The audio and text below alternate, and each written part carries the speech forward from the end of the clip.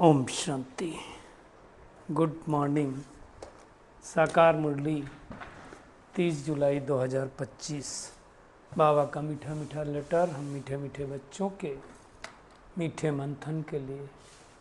मंथन शुरू करने से पहले सुख के सागर शिव बाबा की सुख भरी किरणों के नीचे बैठ जाते हैं और अनुभव करते हैं कि मैं सुख स्वरूप आत्मा हूँ, सुख के सागर की संतान हूँ। आज की साकार मुरली बाबा माया में फंसने से निकालना चाहता है हमको। तो बाबा कहता है माया दुश्मन हमारे सामने है, इसलिए अपनी बहुत संभाल रखनी है। आप देखो किसी का कोई दुश्मन होता है तो लोग बड़ा अलर्ट रहते हैं, एक्टिव रहते हैं, है ना। और यहाँ दुश्मन कौन है? माया। और वो माया भी ऐसी है जो कहीं बाहर नहीं रहती है, हमारे आसपास ही रहती है, हमारे अंदर भी बैठी रहती है, हमारे कमजोर संकल्प है ना। तो उसके बारे में बाबा ने टेंशन खिंचवाया है। और बाबा हम राजयोगी बच्चों को हमारा कर्तव्य याद दिला रहा है। तो पहला कर्तव्य क्या है? तो बाबा कहता है पहला कर्तव्य है ईश्वरीय मत पर चलो, है ना। ऐसा नहीं कि हमें घर बार कोई छोड़ के जाना है, नहीं, घर गृहस्थ में रहते ही बाबा को याद करना है। और दो शब्दों में बाबा ने सारी पढ़ाई कही, अल्फ और बस यही दो शब्द में सारी बातें आ सकती हैं, है ना। आज बाबा प्रश्न पूछ रहे हैं। एक तो बाबा हमेशा पूछता था, साकार बाबा की टाइम की बात है, कि आगे कब मिले थे, है ना। मैं प्रश्न पूछता जा रहा हूँ, आप उसका उत्तर ढूंढ के रखना। दूसरा प्रश्न बाबा ने पूछा कि यज्ञ कृष्ण का है या शिव का है? ये भी तो प्रश्न है ना।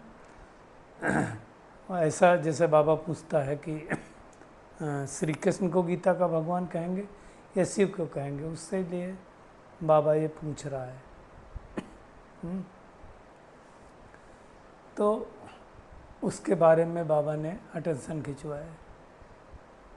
और बाबा ने कहा देखो, जिसकी जैसी भावना होती है उसको वैसा साक्षात्कार होता है। जैसे किसी कोई हनुमान की पूजा करेगा तो उनको हनुमान दिखाई देगा, गणेश को, लेकिन साक्षात्कार कराने वाला कौन है? भगवान है। आज बाबा ने देखो एक शब्द यूज किया है कि तुम्हारे पास अनगिनत धन था, गंवा दिया, कंगाल बन गए, और अब कंगाल बन करके भीख मांग रहे हैं। एक और प्रश्न बाबा का है, गीता कब सुनाई गई? द्वापर युग में सुनाई गई? ये सब प्रश्नों के उत्तर ढूंढ के रखना। कब सुनाया गया? विष्णुपुरी को कृष्णपुरी भी कहते हैं कि नहीं कहते हैं? ये भी प्रश्न आया है। तो इस तरह से बाबा हमें अटेंशन खिंचवाता है। और बाबा कह रहा है कोई भी उल्टी सुल्टी बात सुनाए तो उल्टी सुल्टी बात सुन करके संशय नहीं आया। उल्टी सुल्टी इधर उधर की बातें सुनते हैं, सोशल मीडिया पर सुनते हैं, फिर उनका क्या होता है, मन खराब हो जाता है, बहक जाते हैं। तो उसमें आकर के उल्टी पुल्टी चीज़ों में नहीं जाना हमें, है ना। और आज बाबा ये भी कह रहा, आगे मन चलता था, मन शेर पाव चलता था, हमारे सामने चलता था मन शेर पाव, इतने रुपए पाव, इतने रुपए शेर, है ना। अभी तो किलो चलता है। बाबा कहता है क्या क्या चल रखा है। पहले तो 1-2 रुपए शेर मिलता था, अभी तो चीज़ें कितनी महंगी है ना। और बहुत खूबसूरत बात आई है वरदान में कि हर एक आत्मा को अपनी विशेषताओं रूपी संजीवनी बूटी खिलाओ। क्या उनसे विशेषताओं रूपी? तो उनको स्मृति दिलाओ कि तुम कौन थे, कैसे हो गए हो। और नाम मान शान व साधनों का संकल्प में भी त्याग करना ही महान त्याग है ना। और निमित्त बने हुए जो बच्चे हैं उनको अपने हर संकल्प के ऊपर अटेंशन देना, क्योंकि हमारे जब निर्विकल्प निव्यर्थ संकल्प होंगे तब बुद्धि ठीक निर्णय लेगी, नहीं तो ले नहीं पाएगी। तो ये आज की पूरी मुरली है। हम शुरुआत करेंगे आज वरदान से। हम सब ने रामायण देखी हुई है, और रामायण में गायन है कि जब श्री लक्ष्मण जी मूर्छित हुए तो कहा जाता है कि संजीवनी बूटी लेने के लिए उसमें 24 घंटे ही टाइम बताया गया था कि 24 घंटे भी शायद नहीं था, सूरज अगले दिन सूरज उगने से पहले लेकर के आएंगे। तो ये काम हनुमान के अलावा कोई कर नहीं सकता था। और उसमें कहा जाता है बड़े विघ्न आए हनुमान जी को संजीवनी बूटी लाने के लिए, लेकिन फिर भी वो ले करके आए और टाइम से पहले आए। एक विघ्न रास्ते में आया था कि भरत ने सोचा, अयोध्या के ऊपर से निकल रहे थे तो कोई राक्षस जा रहा है, तो उन्होंने तीर चला दिया था, तो हनुमान जी नीचे आ गए थे, फिर उन्होंने उनको ऊपर पहुंचाया। सब कहानियाँ आई हैं, वो शिक्षा देती हैं, वो मैं आपको बताने वाला हूँ। और फिर ला करके उन्होंने जो मूर्छित थे लक्ष्मण जी, उनको सुरजीत किया। उसमें ये भी कहते हैं कि श्री राम क्यों जीते, क्योंकि उनका भाई उनके साथ था। रावण क्यों हारा, क्योंकि उनका भाई उनके विरोध था। ऐसी कहावत है। अब भगवान देखो क्या कह रहा है, ये कोई संजीवनी बूटी स्थूल की बात नहीं कि लाओ मूर्छित को सुजाग कर दो, नहीं। बाबा देखो क्या कह रहा है, हर आत्मा के अंदर कोई ना कोई विशेषता होती है, ये हम सबको मालूम है। हर एक आत्मा के अंदर विशेषता होती है, कोई भी आत्मा नहीं है जिसके अंदर कोई ना कोई विशेषता हो। तो बाबा क्या कह रहा है, उसकी पहले विशेषताओं की स्मृति दिलाओ, विशेषताओं की स्मृति रूपी संजीवनी बूटी खिलाओ। आप बाबा की कोई भी मुरली ले लो, पहले बाबा क्या करता है, खास करके अव्यक्त वाणी ले लो, क्या करता है बाबा, पहले तारीफ करता है। हाँ, तुमसे अच्छा कोई नहीं है, तुम मीठे हो, सिगलदे हो, कोटों में कोई हो, तुमने भगवान को पहचाना है, तुमसे अच्छा कोई नहीं, तुम सतयुग में थे, देवी देवता थे, पूज्य थे, तुमसे अच्छा कोई नहीं, इतनी सारी विशेषता खिला देगा, है ना। ये सारी विशेषता क्या हो गई, स्मृति रूपी संजीवनी बूटी है। स्मृति दिलाई कि तुम आत्मा हो, तुम त्रिकालदर्शी हो, तुम्हें ज्ञान रूपी तीसरा नेत्र मिल गया, तुम सतयुग में थे, तुम त्रेता युग में थे, तुम देवता थे, तुम पूज्य थे, तुम कल्प कल्प के विजयी हो, तुम कल पहले भी पवित्र बने थे। अब ये सारी बातें क्या है, ये संजीवनी बूटी है, विशेषताओं की स्मृति रूपी संजीवनी बूटी है। वो संजीवनी बूटी हमें उसको खिलाना है। जैसे हम स्मृति दिलाएंगे तो सामने वाली आत्मा क्या बन जाएगी, उसको याद आ जाएगा। बाबा क्या करता है, हमारी स्मृतियों को ही जागृत कर देता है। जैसे हमें स्मृति आती है, अरे मैं देवकुल की महान आत्मा, मैं देवता थी। अब इस स्मृति की अगर हम केस स्टडी आपको एक दो बताएं।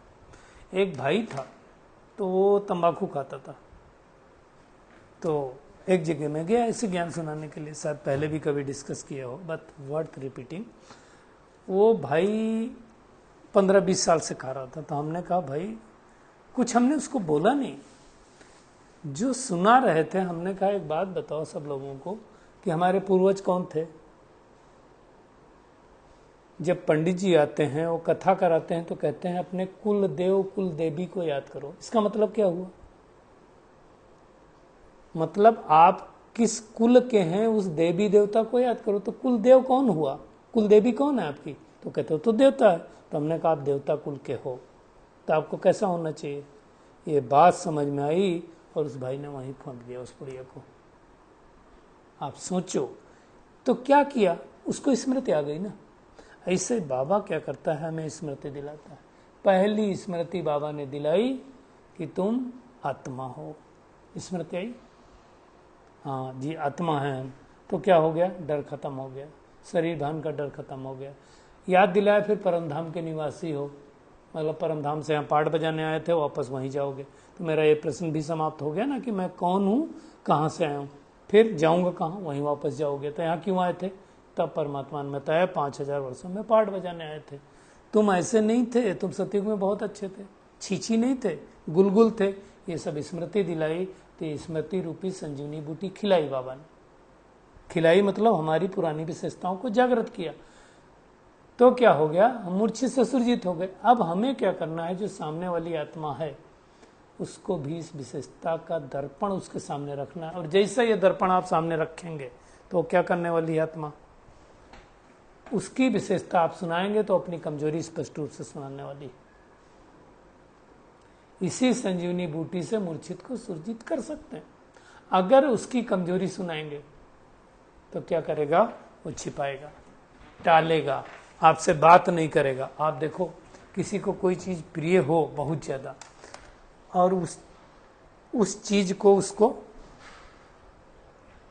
आप लेने की छुड़ाने की कोशिश करो, वो छिपाता रहेगा। आप इसलिए देखो जो चोरी छिप करके सिगरेट पीते हैं, तंबाकू खाते हैं, है ना, वो क्यों करते हैं? मजाक बनाएंगे ना लोग। और किसी की कमी कमजोरी अगर आप सबके सामने सुना दो तो और ही मुश्किल है। आप विशेषता सुनाओगे, आप किसी को अकेले में बुला करके बताओ यार आप तो बहुत अच्छे हो, बहुत अच्छे हो, तो कहेगा नहीं नहीं नहीं मेरे अंदर ये भी कमी है, ये भी कमी है, ये भी कमी है।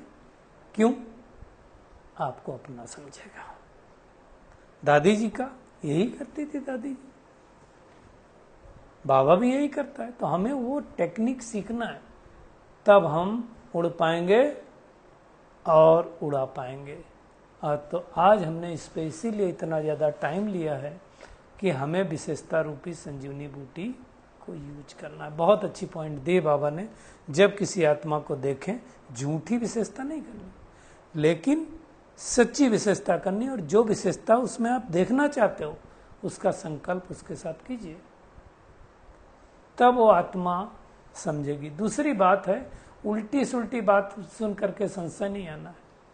अब आजकल लोग पता नहीं क्या क्या सुनते हैं इसको भी सुनते हैं, उसको भी सुनते हैं, कंफ्यूज हो जाते हैं। ज़्यादा सुनेंगे तो कंफ्यूज हो जाएंगे, और जब कंफ्यूज हो जाएंगे तो फिर क्या करेंगे? निश्चय हमारा हिलेगा, निश्चय हिलेगा, संशय आएगा, और संशय आया तो नीचे गिरेंगे। आप देखो कितने सारे लोग होते हैं जिनका निश्चय बहुत जल्दी हिल जाता है। सोचेंगे वो थोड़े दिन इधर जाएंगे, थोड़े दिन उधर जाएंगे, थोड़े दिन इधर जाएंगे, तो उसके चलते क्या होता है कि वो आगे नहीं पढ़ सकते, है ना। अरे यार दुनिया में तो दिखाया 10 भुजाओं वाला, 10 सिर वाला, 8-10 भुजाओं वाला ब्रह्मा होता है। बाबा कहता है ये तो सब होता नहीं है ना। प्रश्न चलेंगे बहुत सारे। अरे गीता तो द्वापर में सुनाई गई थी। अब इस जब मान लो हम वो सुने, क्या बोलते हैं, कहीं गीता का पाठ हो रहा हो तो हमें तो वही लगेगा, हाँ भाई 8-10 भुजाओं वाले होते हैं, और आजकल तो सीरियल में भी दिखा देते हैं। बाबा कहता होता नहीं। अब द्वापर में गीता सुनाई गई, लॉजिकल सोचो, द्वापर में गीता सुनाई, श्री कृष्ण ने, भगवान ने अगर द्वापर में गीता सुनाई तो द्वापर के बाद क्या आना चाहिए? कलयुग आना चाहिए, सतयुग आना चाहिए। भगवान आने के बाद तो हम नीचे गिरेंगे, ऊपर जाएंगे, तो फिट नहीं बैठता है। तो ये अच्छी तरह से समझना, तेरांग हो जाता है। तो ये अच्छी तरह से समझ करके फिर हमें करना है, नहीं तो हम मूर्छित होते जाएंगे। इसको सुनेंगे, उसको सुनेंगे, इधर धक्का खाएंगे, उधर धक्का खाएंगे। ये नहीं करना पड़ेगा। आज एक शब्द जो बाबा ने यूज किया है ना, जितना बहुत पढ़ेंगे उतनी लालच होगी, है ना, कि उधर से भी कुछ मिल जाए, इधर से भी कुछ मिल जाए, उधर से मिल जाए। लालच तो होती ना। भगवान के पास भी तो लालच है ना, कि भगवान आकर के हमको स्वर्ग की बात सही देगा। कोई किसी को अडॉप्ट करता है तो कहते हैं अमीर है, गरीब है, कि उसको मिलेगा। तो वो सारी चीजें क्यों होती हैं? आज जो बाबा ने शब्द यूज किया, जितना बहुत पढ़ेंगे उतनी बड़ी लालच होगी। मतलब पढ़ाई में अगर इस पढ़ाई में भी ज्यादा ध्यान देंगे तो ऊंच मत पाएंगे, उस पढ़ाई में ज्यादा पढ़ते हैं तो लोभ वृत्ति शुद्ध, जिसको बाबा विशुद्ध बोलता है लोग। भगवान ने हमें क्यों अडॉप्ट किया है? बेहद का वर्षा देने के लिए। मुझे लगता है अगर बाबा ये हटा दे, मेजोरिटी लोग, सब तो नहीं करेंगे, कि हम तुम्हें स्वर्ग की बादशाही नहीं देंगे, हटा दे बाबा, कितने लोग ज्ञान में चलेंगे? सोचो, चलेंगे लेकिन संख्या थोड़ी होगी, कम हो जाएगी। बाबा कहता है जब तक शुद्ध से ब्राह्मण ना बने देवता नहीं बन सकते। देवता बनने के लिए प्री कंडीशन है।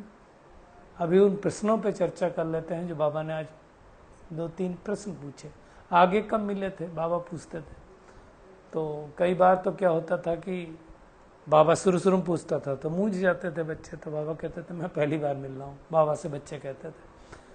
तो कहता था बाबा ब्राह्मणी ने लगता सिखाया नहीं। और कई बार जब सिखा के ब्राह्मणी लाती थी, मान लो अगली बार लाई, तो कहते थे बाबा 5000 साल पहले भी मिले थे। तो बाबा कहता था हाँ, लगता है कि ब्राह्मणी ने सिखा दिया। अभी विष्णुपुरी को कृष्णपुरी कहेंगे? कहेंगे? क्या कहेंगे? अहम ऑब्जेक्ट क्या है? कहते हैं ब्रह्मा द्वारा स्थापना, विष्णु द्वारा पालना और शंकर द्वारा विनाश। वैसे देखा जाए तो विष्णु कब बनता है? जब राजगद्दी पर बैठते हैं, लक्ष्मी नारायण का जो कंबाइंड रूप होता है उसको विष्णु कहा जाता है, और श्री कृष्ण उसके पहले होता है। तो क्या ये कहना ठीक है कि विष्णुपुरी ही कृष्णपुरी है? वैसे देखा जाए तो श्री कृष्ण रहते हैं, उन्हीं का ही दूसरा नाम है, और तो कुछ है नहीं। अब विष्णु को 4 भुजाएं दिखाते हैं, श्री कृष्ण को तो 2 ही दिखाएंगे ना। अब इसका अर्थ भी बाबा ने समझा, दुनिया वाला तो समझता नहीं कोई। और जो बात आई है कि बाबा पूछता है, एक यज्ञ जो इस समय रचा कृष्ण का है या शिव बाबा का है? तो आप सब तो कहेंगे ये तो शिव बाबा का यज्ञ है, कृष्ण यज्ञ नहीं रच सकता। श्री कृष्ण ने कौन सा यज्ञ किया? कोई यज्ञ नहीं किया, उसको यज्ञ की जरूरत क्या है? तो ये बातें समझने की। शिव को परमात्मा कहते हैं, शंकर को देवता कहते हैं। ओम क्या बोलते हैं? ब्रह्मा देवताय नमः, विष्णु देवताय नमः, शंकर देवताय नमः, शिव परमात्मा नमः। तो ये डिफरेंस है। दुनिया वाले तो एक ही को मिला देते हैं, शिव और शंकर। कई लोग बोलते हैं जय शिव शंकर, एक ही समझते हैं, दोनों अलग अलग हैं। अब ये सारी बातें तो बाबा ने ही आकर के सुनाया ना। बाबा ही साक्षात्कार कराता है। कोई हनुमान का होगा तो हनुमान की करा देगा, कोई गणेश का होगा तो गणेश का करा देगा। तो ये सारी बातें बाबा समझाता है। बाबा ने आज सतयुग को भी याद किया। सतयुग में कोई रोता नहीं, यहाँ कोई शरीर छोड़ेंगे तो रोते रहेंगे, है ना? क्यों रोते हैं? क्योंकि आत्मा का भान नहीं है ना? वहां सतयुग में तो कोई मोह होता नहीं है। ये सारी बातें भगवान आकर के ही समझाता, दूसरा तो कोई समझा नहीं सकता ना। और ये पढ़ाई भी समझाता है खाली 2 अक्षर में, अल्फ और बे। अल्फ मतलब अल्लाह, बे मतलब बासाई। ये 2 चीजें समझ में आ गई तो सब कुछ समझ में आ जाएंगी। और ये सारी कहानी भारत के ऊपर ही है। भारत में ही सतयुग था, भारत में ही अभी कलयुग है ना? हम 84 का चक्कर लगाते लगाते इंसॉल्वेंट बने। हीरे जैसा जन्म अमोलक था, कौड़ी बदले जाए, गाना भी है ना। तूने रात गंवाई सोए के, दिवस गवाया खाए के। तो बाबा कहता कौड़ियों के पीछे क्यों भागते हो? तो ये मेहनत करनी है। आज बाबा ने देखो गुप्त नदी की भी बात की। जैसे कुंभ मेले पर जाते हैं, कुंभ कहाँ लगता है? इलाहाबाद में जो अभी हुआ थोड़े दिन पहले, गंगा जमुना सरस्वती कहते हैं गुप्त। तो जो गुप्त नदी होती है, बाबा देखो क्या कह रहा है, नदी गुप्त हो सकती है क्या? नहीं। और फिर गौमुख भी बनाते हैं। अब वहां पीछे नदी जाएगी क्या? गंगा अपना रास्ता बदलेगी क्या? तो ये सारी बातें भगवान आकर के हमें समझाता है। हम ईश्वरीय मत पर हैं, दूसरे लोग कौन सी मत पर हैं? दूसरे लोग कौन सी मत पर हैं?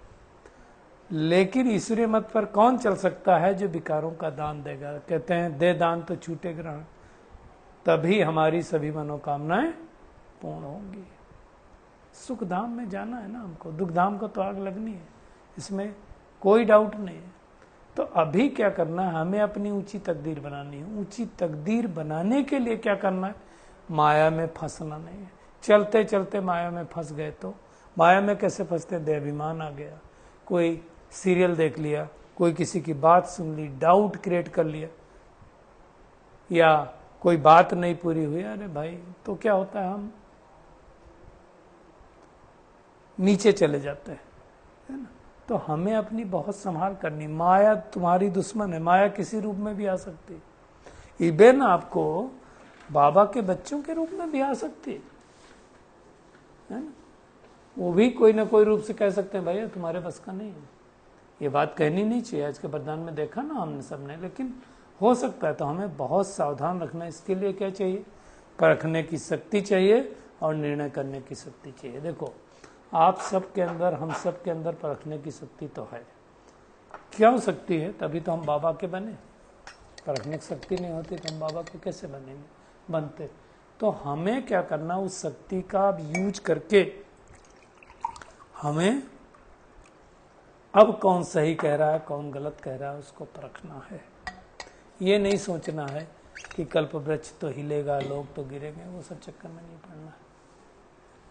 हमें इस पढ़ाई को पढ़ना है, यही हमारा मुख्य कर्तव्य है। बाबा ने याद दिलाया है ना,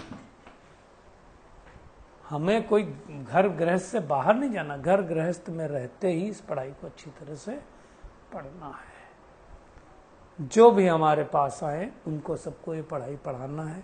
अगर अच्छी रीत से हम पढ़ाई पढ़ जाएं, भगवान क्या करता है, आर्ट ऑफ लिविंग सिखलाता है, देह अभिमान से मुक्त होना सिखलाता है। जितना पढ़ाएंगे उतना पद ऊंच मिलेगा। तो ये अच्छी तरह से हमें समझ करके हमें मेहनत करनी। अपनी तकदीर को लकीर नहीं लगाना। लकीर कैसे लगती, संशय आ गया तो लकीर लग जाएगी। भगवान कुछ नहीं करता। जैसे एक भाई को आया संशय, कहा बाबा है तो कुछ देखता क्यों नहीं है। कई लोगों को रहता है ना कुछ गड़बड़ सड़बड़, तो भाई देखो कोई संपूर्ण तो बना नहीं है, सब थोड़ा बहुत गड़बड़ करते हैं। अब जब गड़बड़ करते हैं तो फिर संशय आता है। तो किसी ने कहा उनको, अब बाबा यहाँ नहीं आता है, अब उधर आता है, तो उधर चले गए। तो ऐसा नहीं करना है। भगवान को जो पढ़ाना था वो पढ़ा लिया। अब परिवर्तन का समय है, इसलिए कहा जाता है इस रुद्र ज्ञान यज्ञ से ही ज्वाला प्रज्वलित हुई है। तो विनाश तो होगा, परिवर्तन तो होगा, लेकिन हमें उस परिवर्तन से पहले अपना परिवर्तन कर लेना है। सत्ययुग वॉइसलेस दुनिया थी, अभी विशेष दुनिया है ना। तो उसको अच्छी तरह से समझ करके हमें मेहनत करना है। और नाम मान शान व साधनों का संकल्प में भी त्याग ही महान त्याग है। देखो नाम मान शान के पीछे कितने लोग पड़े हुए हैं। हमारे बाबा के बच्चे भी पड़े रहते हैं, थोड़ा मेरा फोटो आ जाए, वो आ जाए। ये बहुत सटल चीज है। हम फोटो क्यों खिंचाते हैं, याददाश्त के लिए। आप सबके पास एल्बम होंगे, कितनी बार खोल के देखते हैं। हो सकता है कोई कभी देख लेता हो, या फोटो आज से 10 साल पहले 5 साल पहले आपने शेयर की होगी, आज कहाँ पड़ी है आपको पता है? कहीं नहीं है। आप भेजेंगे फोटो तो फिर देखेंगे कितने ने लाइक किया, कितनों ने उस पर अंगूठा दिखाया, क्या किया। तो ये सारी एक्सपेक्टेशन रहती है ना, मेरा नाम हो जाए, लोग मुझे पूछे, मेरे पास आए। मैं एक ही चीज समझता हूँ, आपके अंदर सिर्फ एक ही बात रहनी चाहिए कि सामने वाली आत्मा का कल्याण हो। कैसे कल्याण हो? तो उसके लिए क्या करना है? त्याग। और इसका भी त्याग करना है। कई मुरलियम बाबा ने कहा कि मैंने किसी चीज का त्याग किया, उसका भी त्याग करो। और निमित्त बने हुए जो बच्चे हैं, जो अपने को निमित्त समझते हैं, उनको क्या करना है? संकल्पों के ऊपर अटेंशन देना है। बाबा देखो क्या कह रहे हैं, जब आप निर्विकल्प होंगे, मतलब कोई विकल्प नहीं दूसरा, हमको एक ही सोचना, मैं आत्मा परमात्मा की संतान, निर्व्यर्थ होंगे, कोई व्यर्थ का संकल्प नहीं चलेगा, तब बुद्धि ठीक निर्णय करेगी। और निर्णय ठीक है तो किसी भी समस्या का निवारण भी ठीक है। निवारण के बजाय कारण कहेंगे, क्या करें कैसे करें, तो फिर गड़बड़ होगा। तो पूरी मुरली में आज टेक होम यही है कि भगवान से पूरा वर्षा लेना है ना, तो देहाभिमान से मुक्त होना है, जीते जी मरना है। कभी भी अपनी ऊंची तकदीर को लकीर नहीं लगानी है। और कोई उल्टी सुल्टी बात सुनाए तो भी सुनकर संशय में नहीं आना है। निश्चय ना हिले, इस दुखधाम को आग लगनी है, इसलिए अपना बुद्धि को घटा देना है। और हर आत्मा को विशेषता रूपी संजीवनी बूटी खिलानी है, तब वो मूर्छित से सुरजीत हो जाएगा। अच्छा, शुक्रिया मीठे प्यारे बाप दादा, शुक्रिया आप सभी का इस मीठे मंथन के लिए। अच्छा, ओम शांति।